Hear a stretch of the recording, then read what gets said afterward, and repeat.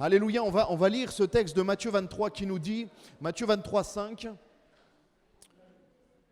on va parler justement ce soir de l'authenticité. Est-ce que tu es authentique? Est-ce que tu es un jeune chrétien, une jeune chrétienne authentique? Et Matthieu 25, verset 5, Matthieu 23, 5, pardon, c'est Jésus-Christ qui parle et il était un peu énervé des fois avec les pharisiens. Et là, on va voir qu'il va leur parler d'une manière un peu dure. Je vous préviens, ce soir, ça risque de piquer un petit peu. C'est pas grave? Ça risque de piquer un petit peu. À l'Ariane, ils sont habitués. Mais ça va piquer et c'est pour... Et comme je leur dis à l'Ariane, vous savez, quand on tombe et qu'on doit se faire désinfecter, je ne sais pas si vous êtes comme vous, mais moi j'ai l'impression que quand ça pique pas, ça désinfecte pas. Moi j'aime bien quand ça pique. Ça pique, ça fait mal. Mais à la fin, ils avaient des désinfectants qui ne piquetaient pas. J'avais l'impression que ça ne faisait pas grand-chose. On le lit ensemble. Matthieu 23, 5. Ils font toutes leur action pour être vus des hommes.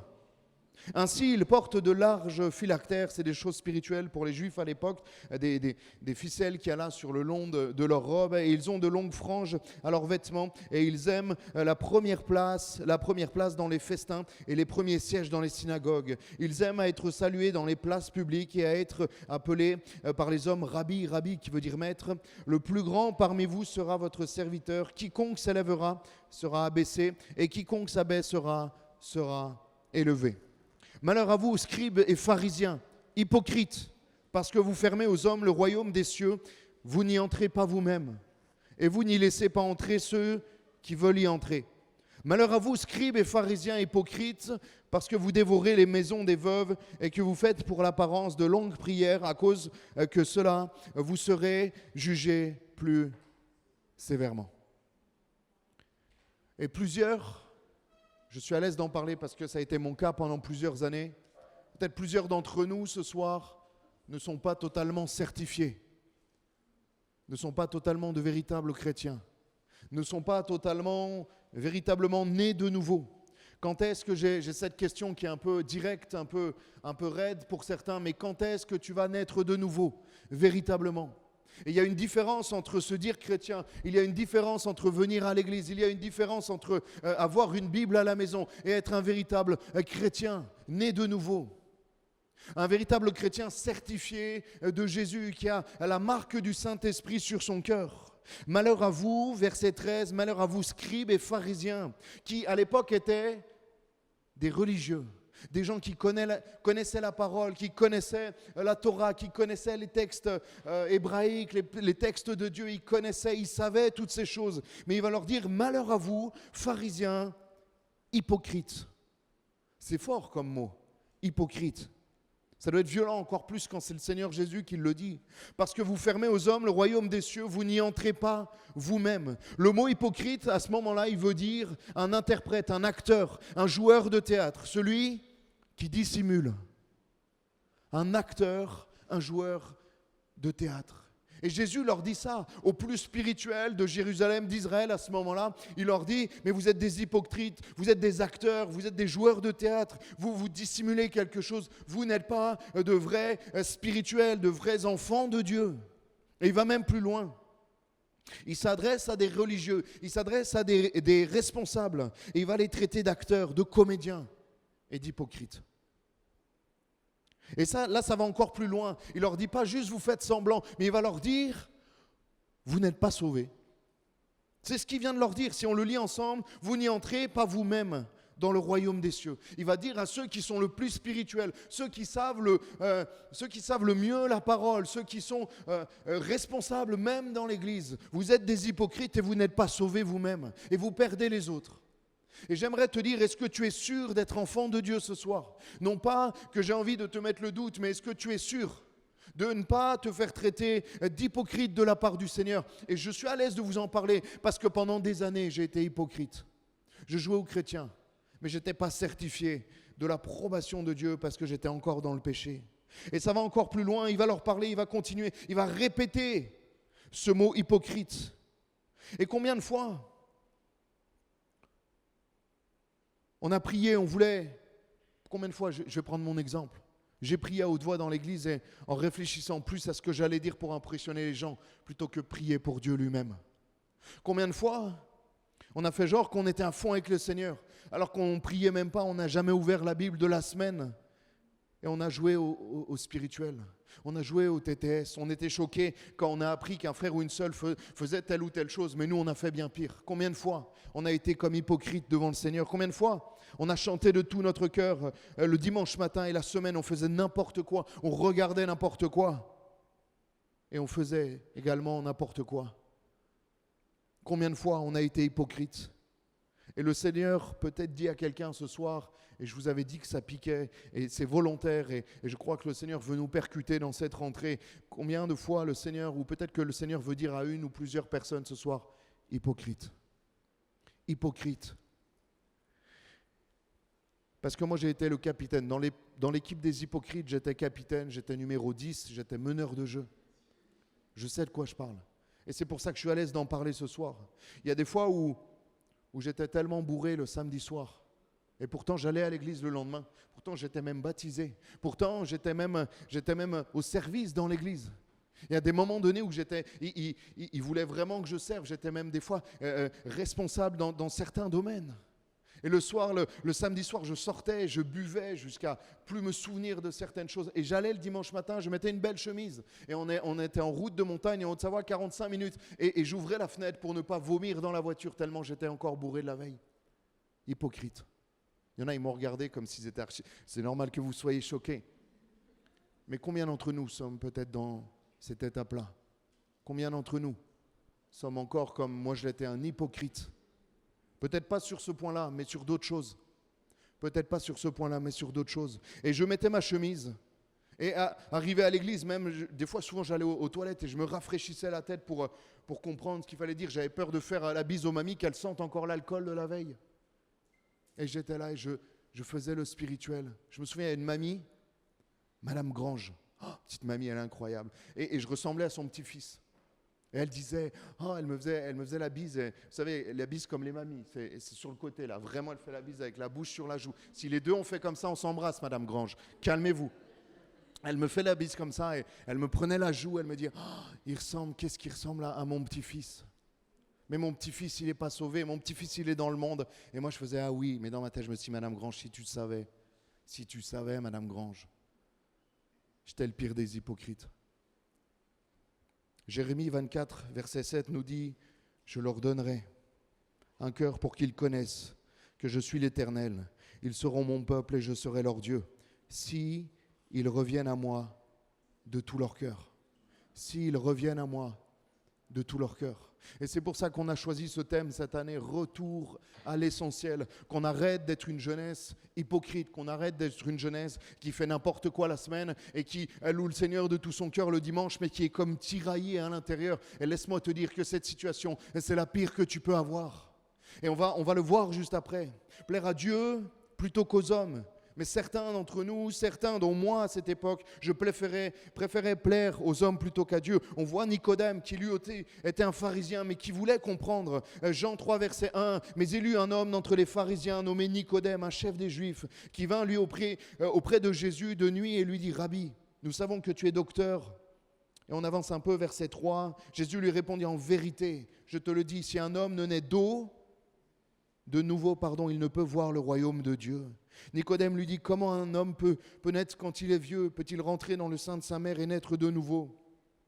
Jésus va lui dire, en vérité, je te le dis, si un homme ne naît d'eau et d'esprit, il ne peut entrer dans le royaume de Dieu. Ma question pour toi ce soir, c'est, est-ce que tu es né de nouveau? Je ne te parle pas d'être chrétien. Je ne te parle pas de lire ta Bible, je ne te parle pas d'être à l'église, d'être membre d'une église, je ne te parle pas ne parle même pas du baptême d'eau, je ne te parle même pas du baptême du Saint-Esprit ou de ton service, je te parle de la nouvelle naissance. C'est facile de tromper les hommes, j'y arrivais très bien à l'église. J'étais vous vous souvenez, le capitaine des hypocrites. C'est facile, de jouer aux chrétiens, c'est facile, de paraître spirituel, c'est facile. Mais est-ce que tu es né de nouveau ? Et justement, Nicodème, il se détache des autres pharisiens, il se détache des autres qui étaient, eux, de vrais hypocrites. Lui, il veut comprendre, lui, il veut vraiment naître de nouveau, il veut vraiment suivre le Seigneur Jésus. Et j'ai pris le baptême à l'âge de 17 ans, je croyais en Dieu, j'aimais Jésus, je venais à l'église tous les dimanches, je me disais chrétien, je servais même dans l'église. Mais le problème, vous savez quoi? C'est que je n'étais pas né de nouveau. Le problème, vous savez quoi? C'est que je n'étais pas passé par la repentance. Le problème, c'est que vous savez, j'étais encore attiré par les choses du monde. Il n'y avait pas une coupure avec ces choses-là. J'étais encore à moitié dans l'église et à moitié dans le monde. Je n'avais pas été transformé par le Seigneur Jésus. Je sortais avec une fille au lycée. Il y avait des choses que je faisais qui n'étaient pas bonnes. Et le dimanche, j'étais à l'église. Et c'est terrible, parce que ce soir, on veut t'inviter avec Laurie, avec les responsables, à revenir à l'essentiel, à couper avec ces choses-là et vraiment être transformé par l'action du Saint-Esprit pour que tu puisses lâcher le monde, pour que tu puisses être détaché spirituellement de ces choses-là, parce que sinon ça va revenir inlassablement, et tu as comme ce combat qui est là à l'intérieur de toi. Tu aimes le Seigneur Jésus, tu aimes venir à l'église, tu aimes la jeunesse, mais la semaine tu es tellement tiraillé, tu es tellement attiré par le péché, par des choses qui t'environnent, et tu as l'impression que tu n'arrives pas à résister, et que c'est plus fort que toi. La Bible te dit que tu dois naître de nouveau. Tu dois changer, même ton cœur en profondeur doit être changé, transformé. Si tu reviens de tout ton cœur au Seigneur Jésus, il te donnera un cœur pur, il te donnera la connaissance de l'Éternel pour qu'il soit ton Dieu. C'est au-delà d'une connaissance intellectuelle, au-delà de choses que tu as appris à l'école du dimanche, au-delà de choses que tu as lues même dans la Bible. C'est une révélation puissante, la nouvelle naissance qui transforme et qui te permet de lâcher le péché pour vivre de nouveau. Lâcher des choses pour Christ. Laisse-moi te dire que si tu n'as rien lâché, si venir à Jésus, ça ne t'a rien coupé, laisse-moi douter de ta nouvelle naissance. Venir à Jésus, ça coûte. Venir à Jésus, il faut laisser certaines choses. Venir à Jésus, c'est, on allait dans cette direction-là, on rencontre Jésus-Christ et on fait complètement un 180 degrés. On se convertit, une conversion, c'est ça, c'est tourner à 180 degrés pour aller de l'autre côté. Tu ne peux pas suivre Jésus en allant toujours dans la direction dans laquelle tu allais avant. Suivre Jésus, c'est un renoncement. Suivre Jésus, c'est être radical. Et nous sommes appelés à être une génération de radicaux. Vous êtes confrontés à des choses que même moi, en 10 ans, vous avez 5, 7 ans de moins pour la plupart. Je n'étais pas confronté. Laurie encore moins, parce qu'il avait pas de téléphone, donc ça aidait. Pas de réseaux sociaux, il n'y avait pas de choses comme ça. Il ne prend pas le micro ce soir, donc je peux y aller. Mais Moïse aussi, il a eu du mal à couper avec certaines choses. Moïse aussi, vous savez pourquoi? Parce que Moïse, il était vraiment entre le monde et entre l'Église. Moïse, il était vraiment entre l'Égypte, qui représente le monde, et entre sa racine et le peuple de Dieu. Il ne savait plus qui il était, égyptien ou hébreu, avec le péché ou avec Dieu. Et il y a peut-être des jeunes ce soir, je le crois de tout mon cœur, qui ne savent pas qui ils sont, qui connaissent Dieu, qui aiment l'Église, qui savent que Dieu a un plan merveilleux pour eux, mais ils n'ont pas encore choisi Jésus-Christ. Peut-être que tu es enfant de chrétien. Moi, j'ai grandi dans l'Église. J'ai été bercé aux réunions du dimanche après-midi à 16h. Terrible, la réunion du dimanche après-midi, 16h, tous les dimanches. Ah, mais à Cimier, vous l'avez encore. Plus trop, là, non? Dieu a fait grâce. Alléluia. Elle est terrible, la réunion du dimanche 16h. Mais je faisais tout ça, j'allais à l'église, j'ai mangé tous les chants, les DPS, les chœurs et cantiques, je les connais par cœur. Mais mon cœur était encore attaché au péché. Mon cœur était encore dans ce domaine-là, pas détaché de ces choses. Et dans le cœur de Moïse, dans ses pensées, il y avait un combat. Il ne savait plus qui il était. Il ne savait pas si c'était un Hébreu ou un Égyptien. Et il était à moitié égyptien, il était à moitié hébreu. Quand il était avec les Hébreux, on l'appelait l'Égyptien. Quand il était avec les Égyptiens, on l'appelait l'Hébreu. À chaque fois, il était l'étranger de l'autre.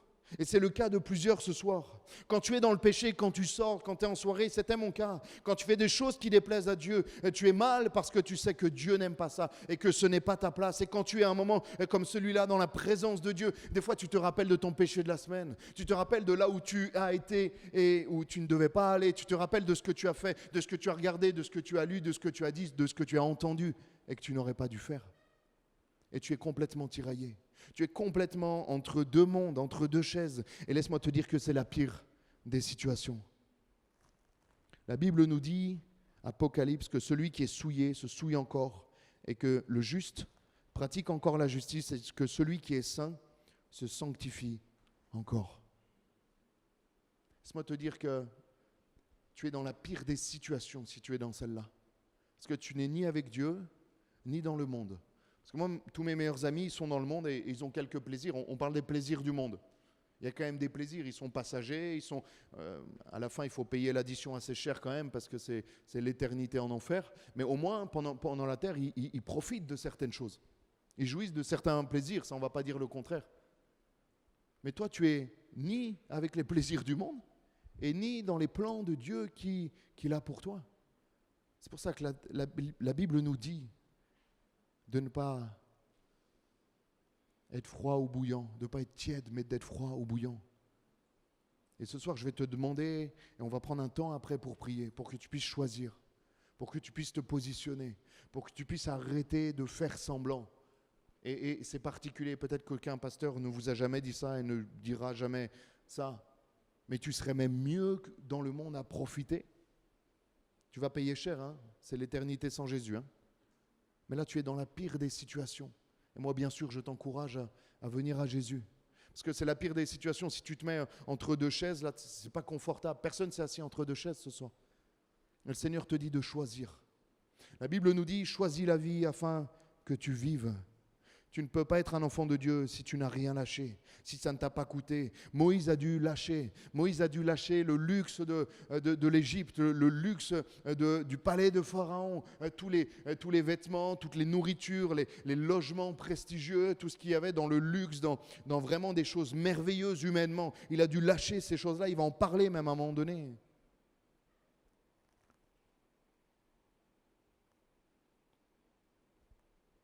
Seigneur t'invite à faire un choix ce soir. Seigneur t'invite à choisir, à être véritablement enfant de Dieu et même à choisir. En fait, tu es libre de choisir Dieu ou de choisir le monde, mais ne reste pas tiède. Parce que les tièdes, Dieu va les vomir de sa bouche. Ne sois pas tiède, sois ou froid ou bouillant, mais positionne-toi. Et ce soir, je te le dis un peu brutalement, je n'ai pas l'habitude de prêcher brutalement comme ça à la jeunesse, mais arrête d'être hypocrite. Arrête d'être hypocrite. Et moi, j'aurais aimé qu'on me le dise à l'âge où j'avais 17-18 ans, où j'étais vraiment hypocrite, où je faisais n'importe quoi. Mais positionne-toi devant le Seigneur.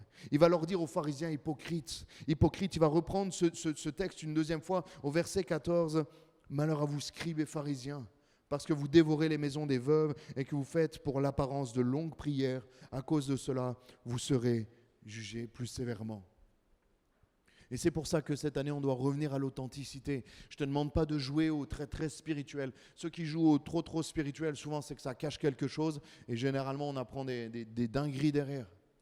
Non, sois sobre, sois modéré, mais sois solide, sois fiable, sois durable. La vie spirituelle avec le Seigneur, c'est un marathon, ce n'est pas un sprint de 100 mètres. Tout le monde peut faire un sprint de 100 mètres, mais un marathon de 42 km, là c'est plus compliqué, avec des hauts, des bas, des douleurs, des choses où il faut se relever, il faut continuer. Le Seigneur t'appelle à être endurant. Et peut-être que certains ce soir, ou quelqu'un se dit, mais je ne vais pas y arriver, j'ai peur de ne pas y arriver. Le Seigneur va t'aider, le Seigneur va t'accompagner, le Seigneur va remplir ton cœur, le Seigneur va t'aider chaque jour à marcher. Mais le Seigneur t'invite à être vrai devant lui. Vous avez remarqué, le Seigneur Jésus, à chaque fois qu'il s'est énervé, c'était contre des religieux. À chaque fois. Il s'est énervé contre des religieux, ceux qui vendaient dans le temple, qui faisaient n'importe quoi, parce que là, il touchait vraiment au temple. À chaque fois qu'il s'embrouillait, sinon le reste du temps, c'était avec les pharisiens, avec les scribes, avec les sadducéens. Et vraiment, ils s'embrouillaient à chaque fois. Même eux, ils embrouillaient Jésus. Et il y a un moment donné où même les pharisiens, il va faire un miracle. Ça me vient comme ça, je crois que c'est la main sèche. Et Jésus va faire un miracle. Et les pharisiens sont contents parce qu'il l'a fait un jour de sabbat. Et du coup, ils vont pouvoir le reprendre sur ça parce que c'est un jour de sabbat. Et laisse-moi te dire que si tu n'es pas véritablement honnête avec le Seigneur Jésus, ça va te faire passer à côté du miraculeux. Tu vas même plus voir le miraculeux dans la vie, tu vas penser à des choses qui sont complètement hors sujet, comme le fait que Jésus ait fait un miracle un samedi, un jour de sabbat. Le Seigneur t'invite à être un chrétien, une chrétienne authentique. La Bible nous dit que Dieu sait tout, voit tout, entend tout, connaît tout. Donc si on est faux, c'est qu'on préfère plaire aux hommes plutôt qu'à Dieu. Malheur à vous, scribes et pharisiens et hypocrites. C'est fort quand le Seigneur dit ça. Mais je crois que le Seigneur veut changer notre cœur. Je crois que le Seigneur veut qu'on s'abandonne totalement pour que tu puisses le suivre complètement. Si tu as du mal à laisser les choses du monde, si tu as du mal à laisser les plaisirs de ce monde et le péché qui te colle à la peau, c'est que tu n'es pas né véritablement de nouveau. Parce que quand tu es né de nouveau, il y a une coupure. Bien sûr, il y a encore des luttes et des combats. Mais quand tu es né de nouveau, il y a quand même une coupure. Il y a un avant et un après. Tu n'es plus là à lutter constamment et à être attiré par ces choses-là et lutter d'une manière dure et charnelle à chaque fois. Bien sûr qu'il y a des combats. Mais il doit y avoir une séparation. Premièrement dans ton cœur. Deuxièmement dans tes pensées. Le Seigneur doit régner dans tes pensées. La Bible nous dit, fais de l'Éternel tes délices et il te donnera tout ce que ton cœur désire. Mais si on prend le verset à l'envers, il te donnera ce que ton cœur désire quand tu auras fait de lui tes délices, parce que en fait, tous tes délices vont dépendre des choses de Dieu. Et tu vas te régaler des choses de Dieu. Là où avant tu te régalais, et là où avant même ton corps, tes pensées te réclamaient des choses du monde, là ton corps, ton cœur, tes pensées vont te réclamer des choses d'en haut, vont te réclamer des choses qui sont bonnes, la sanctification, la consécration, des temps de louange, des temps de visitation et une relation personnelle avec le Maître. Est-ce que cette année on arrêterait, et je me le dis pour moi aussi, arrêtez d'être hypocrite, arrêtez d'être faux, arrêtez d'être comme ces pharisiens, jouer aux spirituels, jouer aux chrétiens, samedi après samedi on va à la jeunesse, et moi je me le dis même pour moi en tant que pasteur, dimanche après dimanche de prêcher, est-ce qu'on serait pas vrai une fois? Est-ce qu'on n'essayerait pas d'être vrai d'une manière particulière devant le Seigneur? Alors avec sagesse bien sûr, je me souviens dans une église où je suis passé, il y avait un frère, lui c'était le frère le plus authentique au monde. À chaque fois, il priait, il citait tous ses péchés de la semaine. Des fois, c'était un peu hard. Et là, tu dis, ouais, calme-toi. Des fois, c'est moi qui gérais la réunion et je dis, waouh. Des fois, ça mettait un blanc, mais tu te dis, mais lui, il est authentique. Mais quand il priait, il y a l'impression que dans sa tête, il y avait juste lui et Jésus, en fait. Donc, il disait tout ce qui lui passait à haute voix, comme ça. Et des fois, c'était hard, mais on a aussi des choses hard dans nos vies. On a aussi des choses hard dans nos vies. Et on prendra un temps à la fin de la réunion pour écrire sur des papiers ce avec quoi on veut arrêter, ce qu'on veut délaisser pour suivre le Seigneur. Et moi, je vais remplir un papier, je vais mettre des choses avec lesquelles peut-être je combats, avec des choses qui viennent, peut-être ça peut être l'orgueil, ça peut être la suffisance, ça peut être tellement de choses, les critiques, ça peut être tellement de choses. Et pour être vrai devant le Seigneur, est-ce que vous voulez qu'on soit une jeunesse authentique, de revenir à l'essentiel, de peut-être enlever les artifices? C'est pour ça que même dans l'année qu'on viendra, c'est super quand il y a tout le groupe de louanges, mais peut-être qu'on viendra juste avec une guitare a cappella, comme ça, juste une guitare, et on chantera de tout notre cœur. Comme on a commencé à faire avec des réunions de prière où il n'y a pas du tout de louange, où juste on prie le Maître. Parce que des fois, on a raté, notre génération, elle a raté un peu l'authenticité. On a raté des fois de revenir vraiment à l'essentiel. Moi, je me souviens, mais c'est Madame Grange encore. Vous vous souvenez de la mamie Madame Grange? Pour ceux qui étaient là depuis le début de la prédique.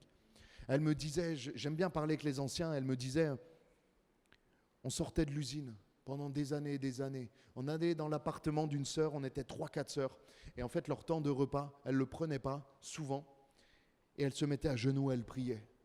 Elle priait, il n'y avait pas de louange, il n'y avait pas Eliakim avec sa guitare, il n'y avait pas Sarah avec son piano. Il y avait juste Madame Grange et 3 autres Madame Grange, je pense. Elles devaient avoir un peu la même tête. Elle se mettait à genoux et je lui dis, mais vous mettez à genoux pendant 1 heure? Elle me dit, oui, 1 heure, 1 heure et demie. Et on priait. Je lui dis, ah ouais, à chaque fois vous étiez à genoux. Elle me dit, ouais, on priait, on intercédait pour Dieu dans ce petit appartement. Elles n'ont même pas eu besoin d'église, elles n'ont même pas attendu un programme. Elles se sont dit, mais il faut qu'on prie, il faut qu'on intercède, il faut qu'on soit authentique. Est-ce qu'à un moment donné, on va se dire, nous, notre génération, on est tellement à cheval sur qu'est-ce qu'ils vont penser, sur le regard des autres, sur qu'est-ce qu'ils vont dire si je prie à haute voix, qu'est-ce qu'ils vont dire si je me mets à servir, qu'est-ce qu'ils vont dire si je fais ça, qu'est-ce qu'ils vont dire si je mets ça même sur les réseaux sociaux, qu'est-ce qu'ils vont dire? Peut-être que si tu es trop attaché au regard des autres, c'est que tu n'es pas encore libéré complètement du monde dans lequel on vit et qui est très prenant. Je dis pas, c'est pas une accusation ce soir, parce qu'encore une fois, je le dis, je l'étais et sur certaines choses, je le suis encore aujourd'hui, mais est-ce qu'on serait cette année des véritables chrétiens authentiques?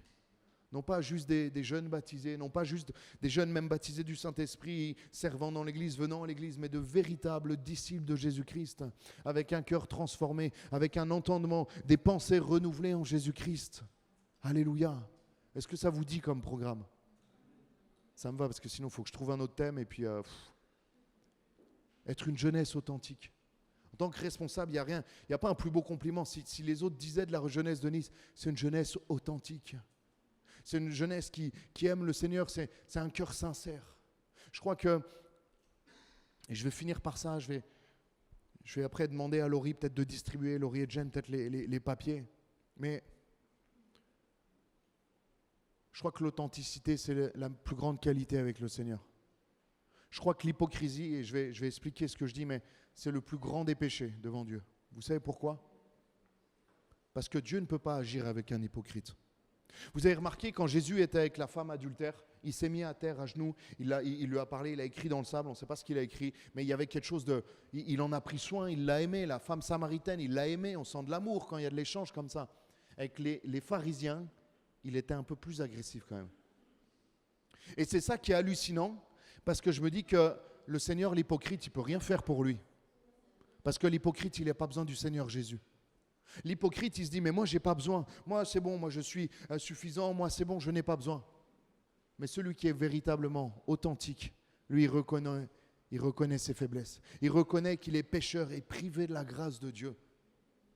Qu'on soit de véritables disciples ce soir et cette année. On va fermer nos yeux, on va commencer à prier.